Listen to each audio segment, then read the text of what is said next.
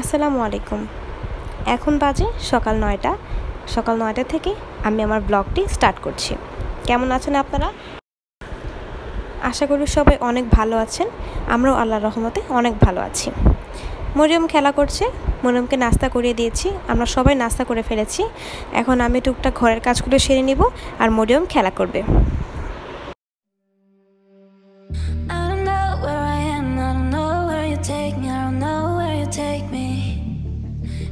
Follow your trail and I'm losing your mind and I'm losing your head. Let me escape from this love, cause I'm a prisoner. I just want to look my way and never back to you.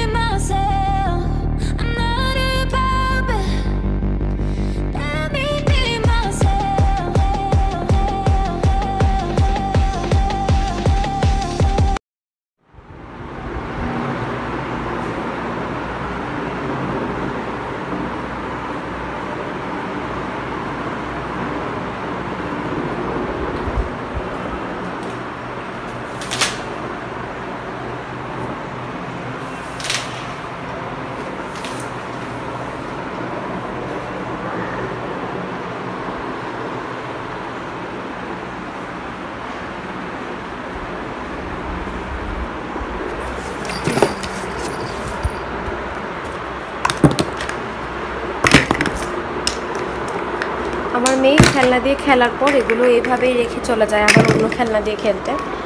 এগুলো আবার গুছাতে হয়। আসলে ছোট বাচ্চা থাকলে ঘরে এরকম হওয়াটা স্বাভাবিক।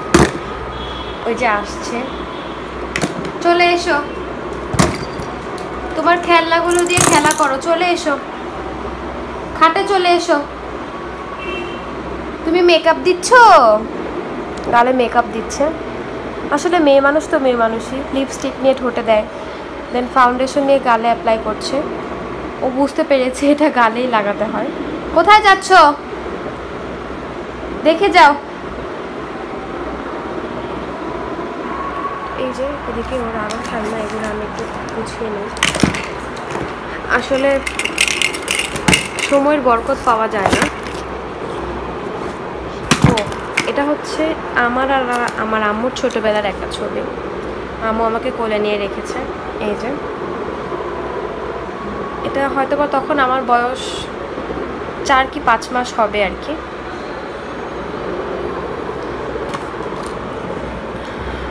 এই যে খেলনাগুলো এখন তাড়াতাড়ি করে গুছিয়ে ঘরটা গুছিয়ে নেব, দেন ঘরটা ঝাড়ু দিব। ঠিক আছে, তাহলে ঘর গুছিয়ে আপনাদের সঙ্গে বলেছিলাম আম্মুর হাতের কাজের একটা জিনিস দেখাবো। তো এটা হচ্ছে সম্পূর্ণই আম্মুর হাতে কাজ করা কারচুপি।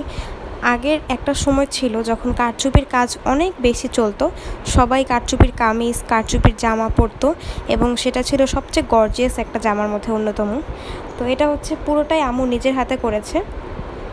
এটা আমাদের বেডরুমের আম্মুদের বেডরুমের পাশে একটা টেবিলের উপর এখন রাখা হয় এবং খুবই গর্জিয়াস একটা কাজ। আম্মু একসময় এত কাজ করতো আর এখন তো চোখে একটু সমস্যা হওয়ার কারণে এত ছোট ছোট গর্জিয়াস কাজগুলো আম্মু করতে পারে না।